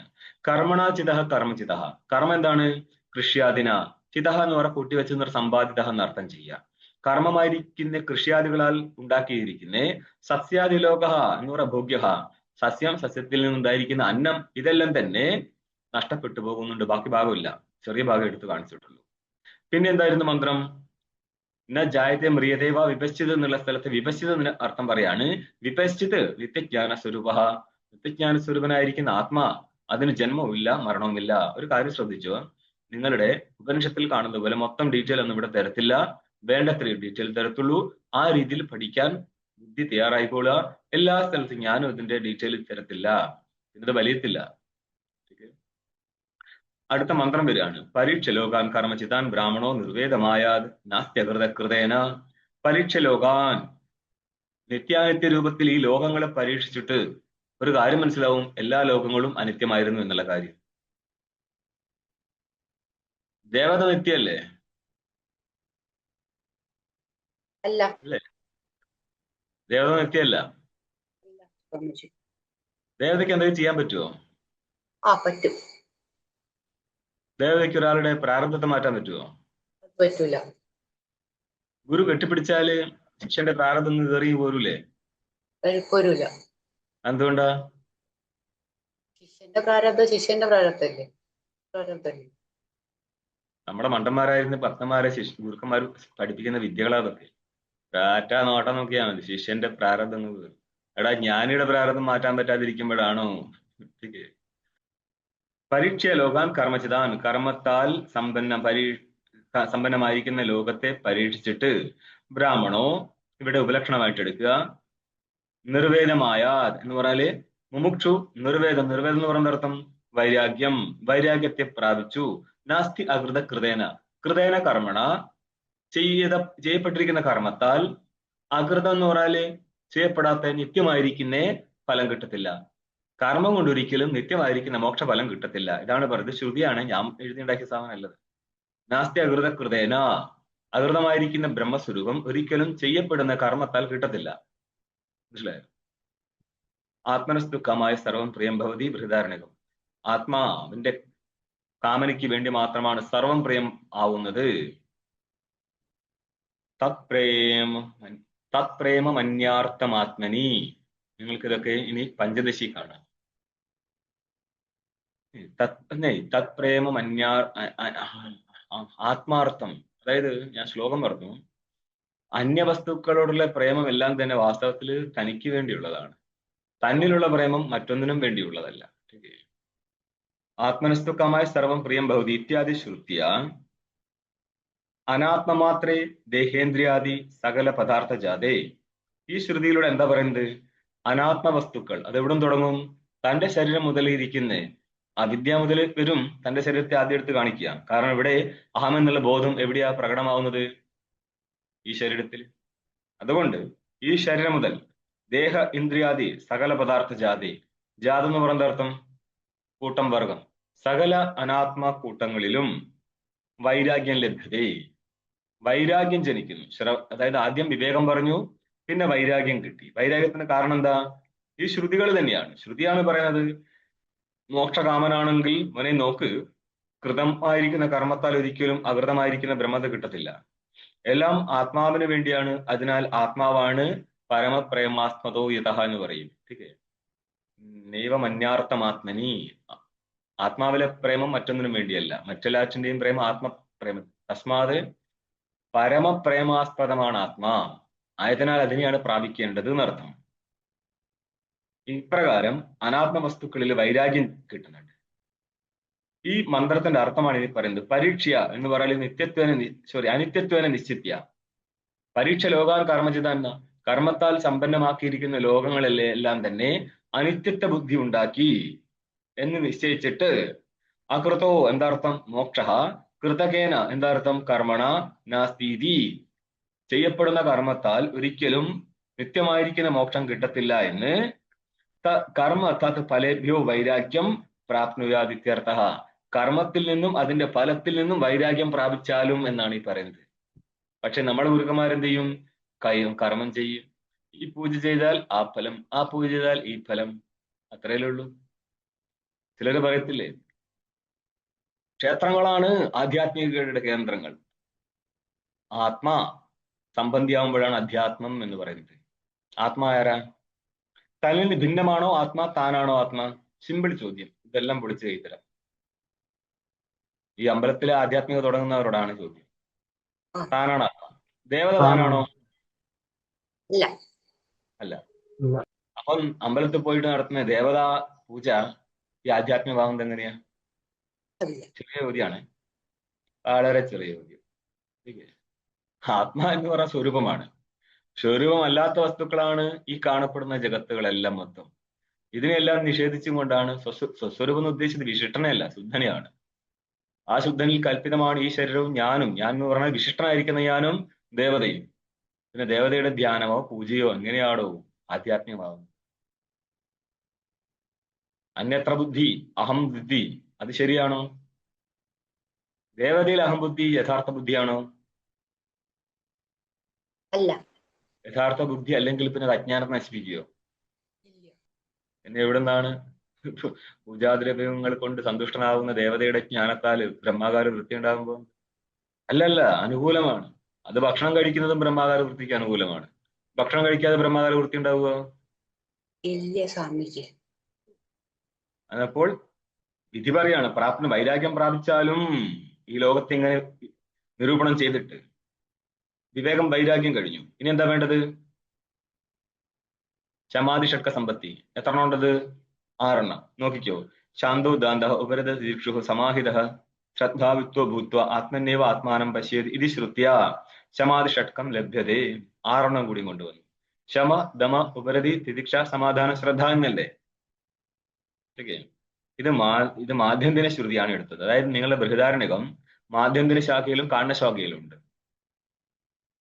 എന്താ? ശാന്ത, ശാന്തനായിട്ട് ഇന്ദ്രിയങ്ങളെ പിന്തിരിപ്പിച്ചിട്ട്, ദാന്ത മനസ്സിനെയും വിഷയത്തിൽ പിന്തിരിപ്പിച്ചിട്ട്, ഉപരത എന്നുള്ള സമ്പൂർണ്ണ പരിത്യാഗമോ അല്ലെങ്കിൽ സന്യാസമായിട്ടോ എടുക്കാം. തിദിക്ഷു ശീതോഷ്ണാദി ദ്വന്ദ്ങ്ങളെ സഹിച്ചും കൊണ്ട്, സമാഹിത മനസ്സിനെ സമാധാനം ചെയ്തിട്ട്, ശ്രദ്ധാവിത്തം ശ്രദ്ധാവിത്തനായിക്കൊണ്ട് ഭൂത്വ എന്ത് ചെയ്യണം? ഇത്രയും ചെയ്തിട്ട്, ഇത്രയും നമുക്ക് ആവശ്യമുള്ളൂ. ബാക്കി മന്ത്രം ആത്മന്യവ ആത്മാനം പശ്യേത്. ആത്മാവിൽ ആത്മാനെ കാണണം. ഇതിന്റെ അർത്ഥം എന്താ? എത്ര ആത്മാവുണ്ട്? പിന്നെ ആത്മാവിൽ ആത്മാവിനെ കാണാൻ എങ്ങനെ പറ്റും? താൻ തന്നെയാണ് ആത്മസ്വരൂപം എന്ന് മനസ്സിലാക്കണം. ആത്മാവാണ് അന്ധക്കരണം എന്നർത്ഥം ഇവിടെ. സോ അന്ധക്കരണത്തിൽ ആത്മാവിനെ അറിയുക എന്ന് പറഞ്ഞാൽ അന്ധക്കരണത്തിൽ ബ്രഹ്മാകാര വൃത്തി ഉണ്ടാക്കൂ എന്നാണ് പറയുന്നത്. പശ്യേത് ഇത് ശ്രുത്യ ക്ഷമാതി ഷട്കം ലഭ്യത. മൂന്നാമത്തെ അധികാരിയുടെ വിശേഷണം കിട്ടി. മൂന്നാമത്തെ അധികാരിയുടെ മൂന്നാമത്തെ വിശേഷണം കിട്ടി. അത് അങ്ങോട്ടും ഇങ്ങോട്ടും മാറും, ശരിക്കും നിങ്ങൾ അന്വയിച്ചുകൊള്ളുക. ഇനി അർത്ഥം പറയാണ്, സമാഹിതോ ഭൂത്വ ഇതി കാന്നുപാഠ. ഇവിടെ ശ്രദ്ധാവിത്വ ഭൂത്വ എന്നുള്ള സ്ഥലത്ത് സമാഹിതോ ഭൂത്വ എന്നാണ് നിങ്ങൾക്ക് ബൃഹദാരണ്യത്തിലെ കാണ്വശാഖയിൽ കിട്ടുന്നത്. അങ്ങനെ ചെറിയ മന്ത്രത്തിൽ, അതായത് കാണ്വത്തിലും മാധ്യദിനത്തിലും മന്ത്രത്തിൽ ചെറിയ ചെറിയ ഭേദങ്ങൾ വരാറുണ്ട്. നിങ്ങൾ ബൃഹദാരണ്യത്തിൽ പോലും ചില സമയത്ത് ഭാഷ്യകാരൻ ഉദ്ധരിക്കുന്നത് മാധ്യദിന ശാഖയിൽ നിന്നാണ്, അത് കാണ്വശാഖ മന്ത്രത്തെയാണ് വ്യാഖ്യാനിക്കുന്നത്. ഉദാഹരണം ചിലപ്പോൾ മാധ്യദിനത്തിൽ നിന്ന് കൊണ്ടുവരാറുണ്ട്. ഉപരതിക്ക് അർത്ഥം വരാണ് സന്യാസ എന്താ കഴിഞ്ഞപ്പോൾ അധികാരിയുടെ വിശേഷണങ്ങളായിരിക്കുന്ന വിവേകം, വൈരാഗ്യം, സമാധിഷ്ഠ സമ്പത്തി. ഇതെന്താ വേണ്ടത്? മുമുക്ഷുത്വം അല്ലേ? നസ പുനരാവർത്തതേ. ബ്രഹ്മസ്വരൂപത്തെ പ്രാപിച്ചു കഴിഞ്ഞാൽ പിന്നെ അവന് പുനരാവർത്തിയില്ല. ഇതി സ്വയം ജ്യോതിരാനന്ദാത്മക മോക്ഷസ്യ. മോക്ഷത്തിന്റെ സ്വരൂപം പറയാണ്. സ്വയം ജ്യോതി സ്വരൂപനായിരിക്കുന്ന ആത്മാവല്ലേ? സ്വയം ജ്യോതി ആനന്ദാത്മക മോക്ഷസ്യ. അതായത് മോക്ഷത്തിന്റെ സ്വരൂപം എന്താ? ആത്മാവിന്റെ സ്വരൂപം എന്താ? സത്യജ്ഞാനം, അനന്തം. സത്യം ഏതാണോ അത് തന്നെയാണ് ജ്ഞാനം. ജ്ഞാനം ഏതാണോ അത് തന്നെയാണ് ആനന്ദം. സത്യം ഏതാണോ അത് ജ്ഞാനം പറഞ്ഞാല്, സത്യം എന്ന് പറഞ്ഞാല് ത്രികാലാബാധ്യ വസ്തു. ഇതെന്തിനാ പറഞ്ഞത്? അസത്തല്ലെന്ന് പറയാൻ. അസത്സ്വരൂപമായിരിക്കുന്ന വസ്തുവല്ല മോക്ഷം. അപ്പോൾ അസത്താണ് വാസ്തവം എന്ന് പറയുന്നേ ബൗദ്ധ സിദ്ധാന്തമായിട്ട് നമ്മൾക്ക് വിരോധമുണ്ടോ? ഉണ്ട്. അപ്പൊ ബുദ്ധൻ പറഞ്ഞത് ശരിയാണോ? അല്ല. പിന്നെ ബുദ്ധനെയും പൊക്കി പിടിച്ച് നടക്കുന്നത് ശരിയാണോ? അല്ല. മനസ്സിലായോ? ഇവിടെ ബുദ്ധനാണെന്ന് പറഞ്ഞതിനെ കൊണ്ടൊന്ന് എക്സ്ക്യൂസ് കിട്ടും. ഞാൻ ബുദ്ധൻ, എന്നെ തല്ലരുത് എന്ന് പറയാൻ പാടില്ല. ശാസ്ത്രത്തിനെ തല്ലത്തുള്ളൂ. നിങ്ങൾ കൊണ്ടുവന്ന ശാസ്ത്രത്തിൽ തെറ്റുണ്ടെങ്കിൽ അത് തല്ല് വാങ്ങിച്ചേ പറ്റത്തുള്ളൂ. 2-ാം അധ്യായത്തിൽ 1-ാം പാദം വരട്ടെ, അന്നേരം മനസ്സിലാക്കാം. നമുക്കിനി ബാക്കി ബൗദ്ധ ദർശനത്തിന്റെ കണ്ടർ അങ്ങനെ കാണാമോ. ഇതെന്തിനാ? പണ്ട് ഞാനൊരു സ്ഥലത്ത് നിൽക്കുമ്പോൾ എന്നോടൊരു സന്യാസി പറഞ്ഞതാണ്, നമ്മൾക്ക് ഉപാസന ബുദ്ധൻ്റെത് കണ്ടു പഠിക്കണം. ഇതിൽ 2 തെറ്റാ. ഒന്ന്, ഉപാസന എന്നുള്ളത് നിങ്ങൾക്ക് ചെയ്യാനുള്ളതല്ല. വേദാന്തി ശ്രവണം നടത്താനുള്ളവനാണ് ശ്രവണ സ്ഥലം, ഉപാസന സ്ഥലമല്ല. രണ്ടാമത്തത്, ബൗദ്ധന്റെ സിദ്ധാന്തം തന്നെ വേദാന്തി കുഴിച്ചു മൂടുന്നതാണ്. പിന്നെ ബൗദ്ധനോട് എവിടെ സ്നേഹം തോന്നിയത് എന്ന് പറഞ്ഞാൽ സ്വന്തം ശാസ്ത്രം അറിയത്തില്ല എന്നർത്ഥം. വലിയ പാടാണ്. സ്വന്തം ശാസ്ത്രം തെളിഞ്ഞു മനസ്സിലാക്കുക വലിയ പാടാണ്. അപ്പോൾ ഒരു സ്ഥലത്ത് പിടിപാടില്ലെങ്കിൽ കാണുന്നതെല്ലാം നല്ലതായിട്ട് തോന്നും. മറ്റു ശാസ്ത്രത്തെ നിഷേധിക്കണമെങ്കിൽ സ്വന്തം ശാസ്ത്രത്തിൽ പിടിപാട് വേണ്ടേ? ഇല്ലെങ്കിൽ ബുദ്ധൻ വരുമ്പോൾ ആഹാ, കണാദൻ വന്നാൽ ഹോ ഹോ എന്ന് ചെല്ലേണ്ടി വരും. ഈ വേദാന്തി അവരെ പിടിച്ചിട്ട് ഹോയ് ഹോയ് അടിച്ചു നടക്കും എന്നർത്ഥം. ഇത് മനസ്സിലായോ? നസ്ത പുനരാവർത്തതേ ഇതി നോക്കിയോ, അവിടെ എന്താ പറയുന്നത്? അസത്തല്ലെന്ന് കാണിക്കാൻ സത്തെന്ന് പറഞ്ഞു. സത്തായിട്ടും ഘടാദികളെ പോലെയാണോ എന്ന് വെച്ചാൽ അങ്ങനെയല്ല എന്ന് പറയാൻ വേണ്ടി ചിത്താണെന്ന് പറഞ്ഞു, ജ്ഞാനസ്വരൂപമാണെന്ന് പറഞ്ഞു. ഇതേ ജ്ഞാനസ്വരൂപം തന്നെയാണ് ആനന്ദസ്വരൂപം. അല്ല, ജ്ഞാനവും ആനന്ദവും ലോകത്തൊന്നല്ലല്ലോ. ജ്ഞാനവും സത്വവും ഒന്നാണെന്ന് പറയാം, സത്തായിരിക്കുന്ന ജ്ഞാനം. പക്ഷെ ആനന്ദവും ജ്ഞാനവും ഒന്നാണെന്ന് പറയാൻ പറ്റത്തില്ല. ആനന്ദവും സത്വം ഒന്നാണെന്ന് പറയാൻ പറ്റും. പക്ഷെ ഇവിടെ ആനന്ദവും ജ്ഞാനവും ഒന്നാണെന്ന് ഇങ്ങനെ പറഞ്ഞു. അതായത് ആനന്ദം ജ്ഞാനസ്വരൂപം അല്ലായിരുന്നു എങ്കിൽ ഒരിക്കലും ആനന്ദത്തിന്റെ പ്രകാശം ഉണ്ടാകത്തില്ലായിരുന്നു. ഇത് പ്രകാശാത്മകമായിരിക്കുന്ന അനുഭവം എന്നർത്ഥം. അനുഭവ സ്വരൂപം ഈ തനിക്കുള്ള അനുഭവമല്ല കേട്ടോ, സ്വരൂപത്തിലെ അനുഭവത്തെ എടുക്കത്തുള്ളൂ. അപ്പൊ അതൊരു പ്രകാശ സ്വരൂപമാണെന്ന് കാണിക്കണമെങ്കിൽ അത് ആനന്ദം ജ്ഞാനസ്വരൂപം കൂടിയായിരിക്കണം. ഓക്കെ. ഇതി മോക്ഷസ്യ എന്ന സ്വരൂപത്തിലിരിക്കുന്ന ആനന്ദാത്മക മോക്ഷസ്യ നിത്യത്വ ശ്രുതിയ. ഈ ആനന്ദസ്വരൂപ മോക്ഷം നിത്യമാണ് എന്നുള്ള ശ്രുതി അതെവിടുന്ന് കിട്ടി? നശ പുനരാവർത്തി. ആരാണോ മുക്തിയെ പ്രാപിക്കുന്നത് അവൻ പുനരാവൃത്തി ആയിരിക്കും, സംസാരത്തിലേക്ക് വരുന്നില്ലെങ്കിൽ മുക്തി എന്തായിരിക്കും? നിത്യമായിരിക്കും എന്നുള്ളത് കൊണ്ട് എന്ത് പറ്റും? ആ നിത്യമായിരിക്കുന്ന ഈ കർമ്മ ഉപാസനാജന്യമായിരിക്കുന്ന ലോകത്തിലെ വൈരാഗ്യം കൊണ്ട് ഇവൻ ഇനിയിപ്പോൾ മുക്തിയായിരിക്കുന്ന ആത്മസ്വരൂപം നിത്യമാണെന്ന് കേൾക്കുന്നതോടുകൂടി അതിൽ മോക്തി വിച്ഛ ഉണ്ടാവും. അപ്പൊ എന്തായി? 4 കിട്ടിയില്ലേ? വിവേകം, വൈരാഗ്യം, സമാധി, ഷട്ക സമ്പത്തി, മോക്ഷത്വം. മോക്ഷത്വം ഒരേ അർത്ഥമാണ്. തഥാച വിവേകാദി വിശേഷണവാൻ അധികാരീതി ജ്ഞാതും ശക്യം. അതുകൊണ്ട് തന്നെ ഈ ശ്രുതികളിലൂടെ എന്ന് പറഞ്ഞ അർത്ഥവാദ ശ്രുതികളിലൂടെ തന്നെ മനസ്സിലാക്കാൻ പറ്റുന്നുണ്ട് വിവേകാദി വിശേഷണ യുക്തനാണ് ഈ എവിടെ അധികാരി, ശ്രവണത്തിൽ അധികാരി എന്ന് മനസ്സിലാക്കാൻ പറ്റും. തഥാ അതിന് ദൃഷ്ടാന്തം കാണിക്കുകയാണ്. ഏതാഹ രാത്രി രൂപയന്തി ഇതി രാത്രി സത്രവിധൗ. അതായത് നമ്മളിപ്പോ മുന്നോട്ട് പോയാൽ രാത്രി സത്ര ന്യായവും പിന്നെന്താ വിശ്വജിത് ന്യായവും എന്ന് പറഞ്ഞ രണ്ട് ന്യായങ്ങളെ കാണാം. വിശ്വജിത്ത് യാഗസ്ഥലത്ത് അതിന്റെ ഫലം കാണുന്നില്ല. ഫലസംബന്ധ ബോധക വിധി അധികാര വിധി എന്ന് പറയും. സ്വർഗാമോ യജേത ദശപൂർണ്ണ മാസാഭ്യ എന്ന് പറഞ്ഞാല് അവിടെ അധികാരിയെയും അതിന്റെ ഫലത്തെ എടുത്ത് കാണിച്ചു കഴിഞ്ഞു. ഇതേപോലെ ഒരു വിധിയില്ലാതെ കാര്യം അവതരിപ്പിച്ചു കഴിഞ്ഞാൽ അതിന്റെ ഫലം എന്താണ് എന്നൊരു ആകാംക്ഷ ഉണ്ടാവും. അപ്പൊ അവിടെ ആചാര്യന്മാരിരുന്ന് ചിന്തിച്ച് നിശ്ചയിച്ചിട്ടുണ്ട്, ഇങ്ങനെയുള്ള സ്ഥലത്ത് ഫലം സ്വർഗമാണ്. സ്വർഗ സ്യാത്. എന്തുകൊണ്ടാ? സർവാൻ പ്രതി അവശിഷ്ടത്വാത്. അതായത് കുഞ്ഞുങ്ങളുള്ള ആളെ സംബന്ധിച്ച് കുഞ്ഞ് ഫലം ആവശ്യമില്ല, ധനമുള്ളവനെ സംബന്ധിച്ച് ധനഫലം ആവശ്യമില്ല. പക്ഷേ സുഖം എല്ലാവരും ആഗ്രഹിക്കുന്നുണ്ട്. അതുകൊണ്ട് സുഖാത്മകമായിരിക്കും സ്വർഗമാണ്. എവിടെയാണോ ഫലം കേൾക്കാത്തത് അങ്ങനെ ഇരിക്കുന്ന യാഗങ്ങളുടെ ഫലം എന്ന് നിശ്ചയിക്കുന്നുണ്ട്. ഈ നിശ്ചയത്തിന് നമ്മൾ എന്ത് വെച്ചിട്ട് പറയും? വിശ്വജിത് ന്യായാനുസാരം എന്ന് പറയും.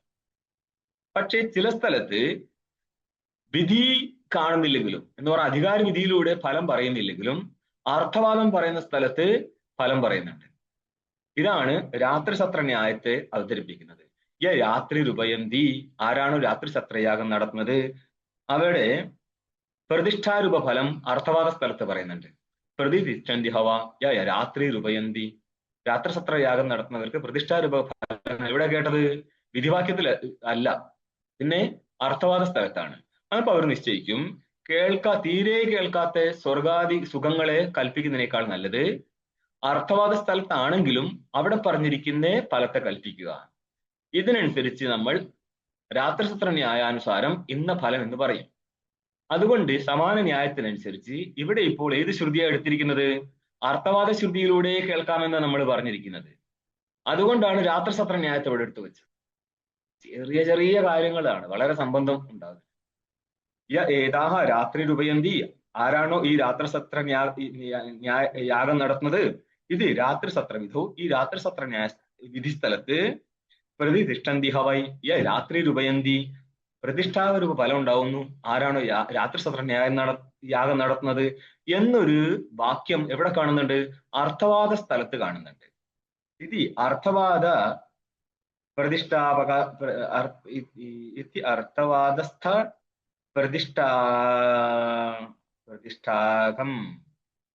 പ്രതിഷ്ഠാകാമസ്തദ്വത്. ഇപ്രകാരം അർത്ഥവാദ സ്ഥലത്ത് പ്രതിഷ്ഠാരൂപ ഫലം പറയുന്നത് കൊണ്ട് പ്രതിഷ്ഠാരൂപ ഫലത്തെ ഇച്ഛിക്കുന്നവനാണ്, കാമിക്കുന്നവനാണ് അവിടെ അധികാരിയായി മാറുന്നത്. അപ്പോൾ ആ ഫലം എവിടെയാ കേട്ടത്? അർത്ഥവാദ സ്ഥലത്ത്. എന്നിട്ടും അവിടെ അധികാരിയെ കിട്ടിയില്ലേ? തത്കാമൻ, പ്രതിഷ്ഠാകാമനാണ് അധികാരി എന്ന്. ഇതേപോലെ നിങ്ങൾക്ക് ഇവിടെ വിവേക വൈരാഗ്യ സമാധി ഷട്ക സമ്പത്തി മോക്ഷത്വം ഇതെല്ലാമാണ് കാരണം എന്ന് നിങ്ങൾക്ക് എങ്ങനെ മനസ്സിലാക്കാൻ പറ്റുന്നുണ്ട്? അർത്ഥവാദ വാക്യങ്ങളിലൂടെ മനസ്സിലാക്കാൻ പറ്റുന്നുണ്ട്. ആയതിനാല് ഇവിടെയുള്ള ശ്രവണത്തിന്റെ വിധിയില് ശ്രവണത്തിലെ അധികാരി ആരാണെന്ന് എന്ന് പറഞ്ഞാല് ശ്രവണം കേൾക്കുന്നതിനാല് അധികാരി വിഷയ സംബന്ധ പ്രയോജനം ഉണ്ടായിരിക്കണം. ഇതാണ് ശ്രവണ വിധിയിലെ സംബന്ധിയായിരിക്കുന്ന കാര്യങ്ങൾ. പറഞ്ഞല്ലോ, ശ്രവണ വിധേഹി കോ വിഷയ കിം ഫലം കോ അധികാരി ക സംബന്ധ ജിജ്ഞാസത്തെ. ആ ജിജ്ഞാസാ നിവൃത്തിക്കായിട്ടാണ് സൂത്രം വന്നതെന്ന് പറഞ്ഞു.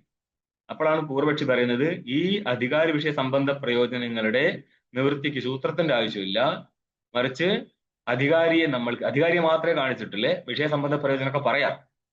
ഇതിനെ നമ്മൾക്ക് അർത്ഥവാദ ശ്രുതിയിലൂടെ തന്നെ കേൾക്കാൻ പറ്റുന്നതിനാൽ അവിടെ നിശ്ചയം നടന്നു കഴിഞ്ഞു ആരാണ് അധികാരി എന്ന്. അതുകൊണ്ട് അധികാരിയെ സ്ഥാപിക്കാനായിട്ട് സൂത്രത്തിന്റെ ആവശ്യമില്ല. ഒരു ഭാഗം കഴിഞ്ഞു. ഇനി എന്താണ്? ഫലം വിഷയം സംബന്ധം പറയണം. അതും പറയാം മുന്നോട്ടേക്ക്. തഥാ ശ്രോതവ്യ ഇത്യത്ര പ്രത്യാർത്ഥസ്യ നിയോഗസ്യ പ്രകൃത്യർത്ഥോ വിചാരോ വിഷയ വിചാരസ്യ വേദാന്ത വിഷയ ഇതി ജ്ഞാതും ശക്യം. ഇനി നമ്മൾ വിഷയത്തെ കുറിച്ച് പറയാണ്. അധികാരി, വിഷയ, സംബന്ധ, പ്രയോജന. ഇതിൽ അധികാരിയെ നമ്മൾ നിർണയിച്ചു. ഇനി വിഷയ നിശ്ചയം നടത്താൻ പോവാണ്. തഥാ അപ്രകാരം ശ്രോതവ്യം, മന്തവ്യം, നിധ്യാസിതവ്യം എന്നീ ശ്രുതിയുണ്ട്. ഇത്യത്ര എന്നുള്ള ശ്രുതി സ്ഥലത്ത് ഇവിടെ ശ്രവണവും പ്രകൃതിയും പ്രത്യയം തവ്യപ്രത്യയമാണ്. അപ്പോൾ പ്രത്യാർത്ഥസ്യ നിയോഗസ്യ, പ്രത്യാർത്ഥം ആണ് തവ്യപ്രത്യയം, അതിന്റെ അർത്ഥം നിയോഗം എന്ന് പറഞ്ഞാൽ വിധിയാണ്, ചെയ്യണം എന്നുള്ളതാണ്. അവിടുത്തെ പ്രകൃതി എന്താ? പ്രകൃത്യർത്ഥോ വിചാരോ ശ്രവണം മനനം നിധിധ്യാസനം, 3 സ്ഥലത്തും തവ്യപ്രത്യയം വന്നിട്ടുണ്ട്. ശ്രവണവും മനനവും നിധിധ്യാസനവും ചേർന്നിരിക്കുന്നതാണ് വിചാരം. അതുകൊണ്ട് നേരിട്ട് വിചാരഹ എന്ന് പറഞ്ഞു. ശരിക്കത് ശ്രവണം എന്ന അർത്ഥം ചെയ്യേണ്ടത്. ശ്രവണത്തിന്റെ അർത്ഥം എന്താ? വേദാന്താനം അശേഷാണ് മാധ്യമധ്യാവസാനേഷു ബ്രഹ്മാത്മനേവി താത്പര്യം വിധി ശ്രവണം ഭവത് എന്ന് പറയും. എന്ന് പറഞ്ഞാല് വേദാന്ത വാക്യങ്ങളുടെ അർത്ഥനിശ്ചയം നടത്തുക എന്ന്, ശ്രവിച്ചും കൊണ്ട് അർത്ഥനിശ്ചയം നടത്തുക എന്നുള്ളതാണ് ശ്രവണത്തിന്റെ അർത്ഥം. ശ്രവണം മാത്രം എടുത്താൽ പോരാ, മനനവും നിധിധ്യാസനം എടുത്തുകൊള്ളുക. ठीक है. ഇതിനെ 3 എടുത്താൽ എന്തർത്ഥം കിട്ടും? വിചാരം എന്നർത്ഥം കിട്ടും. വിചാരം ചെയ്യണം എന്നാണ് ഇവിടെ ഇപ്പോൾ ശ്രുതിയിലൂടെ കാണുന്നത്. വിചാരമാണ് ഏതിന്റെ വിഷയം? നിയോഗത്തിന്റെ വിഷയം. നിയോഗം എവിടെ നിന്ന് കിട്ടി? തവ്യപ്രത്യയത്തിലൂടെ നിയോഗം. നിയോഗം എന്ന് പറയുന്ന കർത്തവ്യം എന്നാണ് പറയുന്നത്. ആ കർത്തവ്യത്തിന്റെ വിഷയമാണ് വിചാരം. ഇപ്പൊ വിചാരം കർത്തവ്യ, വിചാര കർത്തവ്യ എന്നർത്ഥം കിട്ടി. അപ്പോൾ വിചാരത്തിന് ഏതെങ്കിലും വിഷയം വേണ്ടേ? ഏതിനെങ്കിലും വിഷയീകരിക്കുന്ന വിചാരമാണ് ചെയ്യേണ്ടത്. അപ്പൊ വിചാരത്തിന്റെ വിഷയം എന്താ? വിചാരസ്യ വേദാന്ത വിഷയായി ജ്ഞാതും ശക്യം. ഈ ശ്രുതിയിലൂടെ നമ്മൾക്ക് ആത്മാവാരെ ദ്രഷ്ടവ്യ എന്നല്ലേ പറഞ്ഞത്, മന്ദവ്യ നിധിധ്യാസിതവ്യ. അപ്പൊ ഇവിടെ വിചാരം ചെയ്യണം എന്നാണ് നമ്മൾക്ക് തവ്യപ്രത്യത്തിലൂടെ മനസ്സിലാക്കുന്നത്. ठीक വിചാരം കർത്തവ്യ. ആ വിചാരത്തിന്റെ വിഷയം ഏതാണ്? വേദാന്ത വാക്യങ്ങൾ എന്നർത്ഥം കിട്ടും. വേദാന്ത വിഷയ, വിചാരത്തിന്റെ വിഷയമാണ് വേദാന്തം എന്ന് പറയുന്ന അർത്ഥം ശ്രവണമനന നിധിധ്യാസനം ചെയ്യണം. എവിടെ? ശ്രുതിയുടെ ശ്രവണമനന നിധിധ്യാസനം ചെയ്യണം. അതും ശ്രുതി എങ്ങനെയുള്ളതാ? വേദാന്ത വാക്യങ്ങളായിരിക്കുന്ന ശ്രുതികളുടെ ശ്രവണമനന നിധിധ്യാസനം ചെയ്യണം എന്നർത്ഥം കിട്ടും. അപ്പൊ വിഷയം നിശ്ചയിച്ചല്ലോ. ശ്രവണത്തിന് എന്താണ്? തവ്യപ്രത്യ എന്ന് പറയുന്ന വിചാരം, കർത്തവ്യമാണ്. അതിന്റെ വിഷയമാണ് വിചാരം. ठीक അതെന്തുകൊണ്ടാ? അത് അവിടെ ധാതുവായിട്ട് വന്ന ശ്രോതവ്യ എന്നുള്ള ശ്രവണമാണ്. ശ്രവണം വിചാരത്തിന്റെ ഭാഗമാണ്. അതുകൊണ്ട് തന്നെ വിചാരത്തെ എടുത്തുകൊള്ളുക. അപ്പൊ വിചാര വിഷയമായിരിക്കും ശ്രവണം. വിചാര വിഷയമായിരിക്കുന്ന വിചാരത്തെ വിഷയീകരിക്കുന്ന വിചാരം കർത്തവ്യം എന്നർത്ഥം കിട്ടും. അപ്പൊ കർത്തവ്യത്തിന്റെ വിഷയമാണ് വിചാരം, വിചാരത്തിന്റെ വിഷയമാണ് വേദാന്ത വാക്യങ്ങൾ. ഇനിയോ ശ്രോതവ്യ ഇത്യത്ര പ്രത്യാർത്ഥസ്യ നിയോഗസ്യ പ്രകൃത്യർത്ഥോ വിചാരോ വിഷയ, തവ്യപ്രത്യയമായിരിക്കുന്ന നിയോഗത്തിന്റെ വിഷയം എന്നുള്ളത് വിചാരമാണ്. വിചാരത്തിന്റെ വിഷയമായിരിക്കട്ടെ വേദാന്തങ്ങളാണ്. ഇനി ആത്മാവ അരേ ദ്രഷ്ടവ്യ, ആത്മാദ്രഷ്ടവ്യ എന്നേ ഉള്ളൂ. ആത്മാവാരെ ദ്രഷ്ടവ്യ എന്നുള്ള ശ്രുതിയാണിത്. ഇവിടെ ഇതി അദ്വൈത ആത്മദർശനം ഉദ്ദിശ്യ ശ്രോതവ്യ ഇതി വിധാനാത്. ഇതിന് ഇപ്പോൾ നമ്മൾ വിചാരത്തിന്റെ വിഷയം വേദാന്തമാണ് എന്ന് പറഞ്ഞതിനെ വിശദീകരിക്കുകയാണ്. ആത്മാവാരെ ദ്രഷ്ടവ്യ ഇത്യാദി ശ്രുതികളിലൂടെ അദ്വൈത ആത്മദർശനത്തെ ഉദ്ദേശിച്ചിട്ട് ശ്രവണ മനന നിധിധ്യാസനം നടത്തണം എന്നാണ് പറഞ്ഞിരിക്കുന്നത്. ഇത് വിചാര വിധാനാത്, വിചാരത്തെ വിധാനം നടത്തിയിട്ടുണ്ട്. എവിടെ? ശ്രോതവ്യ മന്ദവ്യ നിധിധ്യാസിതവ്യാണ്. അതിന് മുന്നേ എന്താണ് പങ്ക്തി ഉണ്ടായിരുന്നത്? ആത്മാവാരെ ദ്രഷ്ടവ്യാണ്. അവിടെ എന്താ അർത്ഥം? ആത്മാ ദർശന യോഗ്യമാണെന്ന്. അപ്പൊ ദർശന യോഗ്യമാണെങ്കിൽ ആ ദർശനം എങ്ങനെ ഉണ്ടാവും? ശ്രവണ മനന നിധ്യാസനത്തിലൂടെ എന്നർത്ഥം. അന്നപ്പോൾ കർത്തവ്യ എന്നാണല്ലോ തവ്യപ്രത്യയത്തിന്റെ അർത്ഥം. എവിടെ കർത്തവ്യമുണ്ട്? ശ്രവണത്തില്, മനനത്തില്, നിധിധ്യാസനത്തില്. കാരണം ശ്രോതവ്യ മന്ദവ്യ നിധിധ്യാസിതവ്യ എന്ന 3 കിട്ടുന്നുണ്ട്. അതിന്റെ അർത്ഥം ചുരുക്കി പറഞ്ഞാൽ വിചാര കർത്തവ്യ എന്നർത്ഥം കിട്ടും. അവിടെ വിചാരം ഏതാണ്? ആത്മാദ്രഷ്ടവ്യ എന്നുള്ളത് കൊണ്ട് ആത്മാവ് അറിയപ്പെടണം. അതെങ്ങനെ അറിയപ്പെടും? അതിനാണ് ശ്രവണമനന നിധ്യാസനം നടത്തണം. ഈ ശ്രവണമനന നിധ്യാസനം ഏതിനെ സംബന്ധിച്ച് നടത്തും? ആത്മവിഷയമായിരിക്കുന്ന ശാസ്ത്രത്തിൽ നടത്തും, എന്ന് പറയുക വേദാന്തത്തിൽ നടത്തുന്നർത്ഥം. അപ്പം വിചാരം വേദാന്ത വിഷയമാണ് എന്നർത്ഥം കിട്ടും. നഹി വിചാര സാക്ഷാത് ദർശനഹേതു അപ്രാമാണ്യാത്. നോക്കിയോ, വിചാരം കൊണ്ട് ജ്ഞാനം ഉണ്ടാകും, വിചാരം കൊണ്ട് ജ്ഞാനം ഉണ്ടാകും പറയും. പക്ഷെ പറയാൻ ശരിയല്ല. കാരണം പ്രമാണം കൊണ്ട് മാത്രമേ ജ്ഞാനം ഉണ്ടാകത്തുള്ളൂ. സാക്ഷാത് പ്രമാണമല്ല വിചാരം. പിന്നെ എങ്ങനെയാണ് വിചാരത്തിൽ നിന്ന് ജ്ഞാനസമ്പന്നമാവുന്നത്? അതുകൊണ്ട് പറയാണ് അപിതു പ്രമാണ വിഷയത്വേന. വിചാരം പ്രമാണ വിഷയമായി മാറുമ്പോൾ മാത്രമാണ് ആ വിചാരം ജ്ഞാനഹേതുവാകുന്നത്. നഹി വിചാര സാക്ഷാത് ദർശനഹേതു, നേരിട്ട് ദർശനഹേതു അല്ല വിചാരം. എന്തുകൊണ്ടാ? പ്രമാണരൂപമല്ലാത്തതിനാൽ. പിന്നെ എങ്ങനെയാണ് ദർശനഹേതുവാകുന്നത്? പ്രമാണ വിഷയത്വേന. പ്രമാണത്തെ വിഷയീകരിക്കുന്ന വിചാരം നടത്തിയാൽ, പ്രമാണം ഏതാ? വേദാന്ത വിചാരം. അപ്പൊ വേദാന്തങ്ങളാണ് പ്രമാണം. വേദാന്ത സംബന്ധിയായിരിക്കുന്ന വിചാരം നടത്തിയാൽ ജ്ഞാനം ഉത്പന്നമാവുന്ന അർത്ഥം. പ്രമാണം ച അദ്വൈതാത്മന് വേദാന്ത ഏവ. അദ്വൈതാത്മാവിനെ സംബന്ധിച്ച് പ്രമാണം എന്നുള്ളത് വേദാന്തങ്ങൾ മാത്രമാവുന്നു. അതെവിടുന്ന് മനസ്സിലായി? തന്തു ഔപനിഷത് പുരുഷം പൃച്ഛാമി, ബൃഹദാരണ്യകം 3:9-26. ആ ഔപനിഷത്ത് എന്ന് പറഞ്ഞാൽ ഉപനിഷത്ത് പ്രതിപാദ്യമായിരിക്കുന്ന പുരുഷനെയാണ് ഔപനിഷത്ത് എന്ന് പറയുന്നത്. അങ്ങനെ ഇരിക്കുന്ന ഔപനിഷത്ത് പ്രതിപാദ്യമായിരിക്കുന്ന പുരുഷനെയാണ് ഞാൻ ചോദിക്കുന്നത് എന്നാണ് ശിഷ്യൻ ഗുരുവിനോട് ചോദിക്കേണ്ടത്. വേദാന്ത വിജ്ഞാന സുനിശ്ചിതാർത്ഥ സന്യാസ യോഗ യതയ സത്വ ശുദ്ധസത്വാഹ ഏ ബ്രഹ്മലോകേഷു പരാന്തകാലേ പരാമൃതാത് പരിമുച്യന്തി സർവേ. ഇത് മുണ്ടകത്തിലെ 3:2-6. വേദാന്ത വിജ്ഞാന സുനിശ്ചിതാർത്ഥന്മാർ, ठीक അവര് ഉപാസന വഴിയാണെങ്കിൽ ഹിരണ്യഗർഭ ലോകത്തെത്തിയാൽ ഹിരണ്യഗർഭൻ മുക്തനാവുമ്പോൾ അവരെല്ലാവരും ഒന്നിച്ച് മുക്തന്മാരാകും. ഇത് പരമ്പര എടുത്ത് കാണിച്ചിട്ടുള്ളൂ. ചിലപ്പോൾ അങ്ങോട്ടും ഇങ്ങോട്ടും മാറ്റി കാണിക്കും. ठीक അതായത് ഹിരണ്യഗർഭ ഉപാസനയുടെ ഫലമായിട്ട് ഹിരണ്യഗർഭ ലോകത്തെത്തിയാൽ അത് അഹങ്കാര ഉപാസന ആയതുകൊണ്ട് അവര് അവിടുന്ന് ഹിരണ്യഗർഭന്റെ ഉപദേശം കേട്ട് അവിടെ ഹിരണ്യഗർഭനെ ഉപദേശിക്കുക എന്തായിരിക്കും? കുണ്ടലിനി വിദ്യ ഉപാസിക്കാൻ പറയും അവിടെ. മോനെ ഇത് കുണ്ടലിനിയാണ്, തല കുത്തി നിൽക്കടാൻ, കണ്ടിലേ താമര അല്ല. ബ്രഹ്മാകാര വൃത്തിക്ക് അനുകൂലമായിരിക്കുന്ന ശാസ്ത്രമേ അവിടുന്ന് ഉപദേശിക്കാൻ പറ്റത്തുള്ളൂ. അങ്ങേരാണ് ആദ്യം ബോധം ഉണ്ടാവുന്ന വ്യക്തി. അതെന്തുകൊണ്ടാ? പൂർവ്വജന്മത്തിൽ അനുഷ്ഠിച്ചിരിക്കുന്ന ഉപാസനാ കർമ്മങ്ങൾ കൊണ്ട് അവിടെ അവന് ശ്രവണവും ഉണ്ടായിരുന്നു.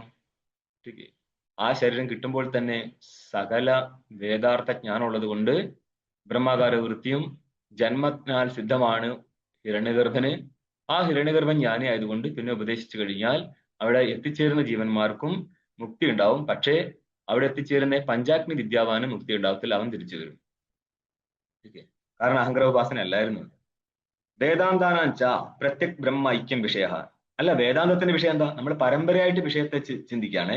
വേദാന്തങ്ങളുടെ വിഷയമാണ് ബ്രഹ്മാത്മ ഐക്യം. അതെന്തുകൊണ്ടാ? തത്വമസി അഹം ബ്രഹ്മാസ്മി ഇത് ശ്രുതേ. തത്വമസി, ആ ശുദ്ധ ബ്രഹ്മസ്വരൂപൻ ഞാനായിരിക്കുന്ന കൂട്ടസ്ഥനാവുന്നു. അഹം ബ്രഹ്മാസ്മി, ഞാൻ ആ ബ്രഹ്മസ്വരൂപൻ തന്നെയാവുന്നു. ഇപ്രകാരം ശ്രുതിയുള്ളതിനാല് ഐക്യമാണ് വേദാന്തത്തിന്റെ വിഷയം. ഏവം വിചാരവിധേഹ ഫലമഭി ജ്ഞാനദ്വാര മുക്തി.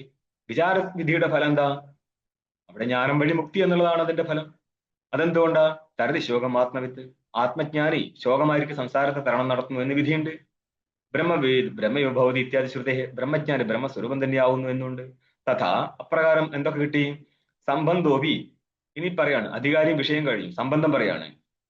അധികാരിണ വിചാരസ്യ കർത്തവ്യതാരൂപ, അധികാരിക്ക് വിഷയവുമായിട്ട് കർത്തവ്യതാരൂപ സംബന്ധം. വിചാരം ചെയ്യേണ്ടതാണ് ആര്? അധികാരി. കർത്തവ്യമാണ് ആര്? വിചാരം. കർത്തവ്യത എവിടെ ഇരിക്കും? വിചാരത്തിൽ. അപ്പോൾ അധികാരിക്ക് വിചാരവുമായിട്ട് കർത്തവ്യതാരൂപ സംബന്ധം. ഫലവുമായിട്ടോ? ഫലസ്യ പ്രാപ്യതരൂപ സംബന്ധം. അധികാരിക്ക് ഫലവുമായിട്ട് പ്രാപ്യമാണ് ഫലം. പ്രാപ്യത ഫലത്തിരിക്കും. ആ പ്രാപ്യതയെ സംബന്ധ കോടിയിൽ വെച്ചിട്ട് പ്രാപ്യതാരൂപ സംബന്ധം അധികാരിക്ക് ഫലവുമായിട്ടിരിക്കും. ഇത് യഥായോഗ്യം സുബോധ, ഇപ്രകാരം യോഗ്യതയ്ക്കനുസരിച്ച് നിങ്ങൾ സംബന്ധത്തെ കണ്ടെത്തിക്കൊള്ളണം. തസ്മാത് സൂത്രം വ്യർത്ഥമെത്തിച്ച്, ആയതിനാൽ നിങ്ങളുടെ സൂത്രം വ്യർത്ഥമാണ്. എന്തുകൊണ്ടാ? നിങ്ങൾ പറയുന്ന സൂത്രമാണ് ഈ ശ്രവണവിധിയുടെ അധികാര വിഷയ സംബന്ധ പ്രയോജനങ്ങളെ നിശ്ചയിക്കുന്നത് എന്ന്. അപ്പൊ പൂർവക്ഷി പറയാണ് ഈ സൂത്രത്തിന്റെ ആവശ്യമില്ല, ശ്രുതിയിലൂടെ തന്നെ അധികാര വിഷയ സംബന്ധ പ്രയോജനം സിദ്ധിക്കാം. ഏതിന്റെ അധികാര വിഷയ പ്രയോജനങ്ങളാ? ശ്രവണവിധിയുടെ. അപ്പൊ ശ്രവണവിധി കാണുന്നതിനാൽ ആ ശ്രവണവിധിയുടെ വിഷയം ഏതാണ്, അധികാരി ഏതാണ്, ശ്രവിക്കാനുള്ള അധികാരി ആരാണ്, ശ്രവണത്തിന്റെ വിഷയം എന്താണ്, സംബന്ധം എന്താണ്, ഫലം എന്താണ് എന്നറിയാൻ ഇവിടെ ഒരു സൂത്രത്തിന്റെ ആവശ്യമില്ല. ആയതിനാൽ സൂത്രരചന ആവശ്യം വരുന്നില്ല. ഇത് നിങ്ങളുടെ ഈശാവാസ്യത്തിൽ ഇന്നത്തെ തന്നെയല്ല തുടങ്ങിയത്. ഈശാവാസ്യം എന്നുള്ള മന്ത്രം കർമ്മസംബന്ധി ആയതിനാൽ കർമ്മത്തിൽ തന്നെ ഈശാവാസ്യ മന്ത്രത്തിന്റെ കാര്യം പറഞ്ഞ സ്ഥിതിക്ക് നിങ്ങൾ പ്രത്യേകിച്ച് തുടങ്ങണ്ട. ആദ്യം തന്നെ ഉടക്കം തുടങ്ങും. ഇവിടെ അതാണ് സൂത്രം തുടങ്ങുമ്പോൾ പറയുന്നത് ഈ സൂത്രത്തിന്റെ ആവശ്യമില്ല, ഇതെല്ലാം തന്നെ ശ്രുതിയിലൂടെ മനസ്സിലാക്കാൻ പറ്റുന്നതാണ്. പിന്നെ എന്തിനാണ് സൂത്രം വന്നത്? ഇത്രയും വന്നപ്പോൾ ഇത് ഒരു കഷ്ണം കൂടി വായിച്ചു വെക്കാം. താസാം അധികാര്യാദി ശ്രുതിന സ്വാർത്ഥേ താത്പര്യ നിർണായക ന്യായസൂത്രഭാവേ കിം വിവേകാദി വിശേഷണ ജ്ഞാനാധികാരി ഉദ അന്യഃ കിം വേദാന്തഃ പൂർവതന്ത്രേണ ഗതാർത്ഥഃ അഗതാർത്ഥഃ കിം ബ്രഹ്മ പ്രത്യഗഭിന്നം നവ കിം മുക്തി സ്വർഗാദി ലോകാന്തരം ആത്മസ്വരൂപം വാ ഇതി സംശയാനുവൃത്തേ. ചുരുക്കി പറഞ്ഞാൽ ഇവിടെ ഒരു സൂത്രമില്ല എങ്കിൽ ശ്രുതിയിലൂടെ കേൾക്കുമ്പോൾ പോലും സംശയത്തിന്റെ നിവൃത്തി ഉണ്ടാവത്തില്ല. താദൃശ സംശയ നിവൃത്തിക്ക് വേണ്ടിയിട്ട് തന്നെയാണ് സൂത്രം വന്നത് എന്നുള്ളതിനാൽ സൂത്രം വ്യാഖ്യാനിക്കപ്പെടേണ്ടതുണ്ട്. സൂത്രം വ്യർത്ഥമാവുന്നില്ല. ഓം പൂർണ്ണമദഃ പൂർണ്ണമിദം പൂർണ്ണാത് പൂർണ്ണമുദച്യത്തെ പൂർണ്ണസ്യ പൂർണ്ണമാദായ പൂർണ്ണമേവാവശിഷ്യത്തെ. ഓം ശാന്തി ശാന്തി ശാന്തി. ശങ്കരം ശങ്കരാചാര്യം കേശവം ബാദരായണം സൂത്രഭാഷ്യകൃതൗ വന്ദേ ഭഗവന്തൗ പുനഃ പുനഃ. ഈശ്വരോ ഗുരുരാത്മേതി മൂർത്തിഭേദ വിഭാഗിനെ വ്യോമവദ്വ്യാപ്തദേഹായ ദക്ഷിണാമൂർത്തയേ നമഃ. ഓം ശാന്തി ശാന്തി ശാന്തി. നമോ നാരായണായ.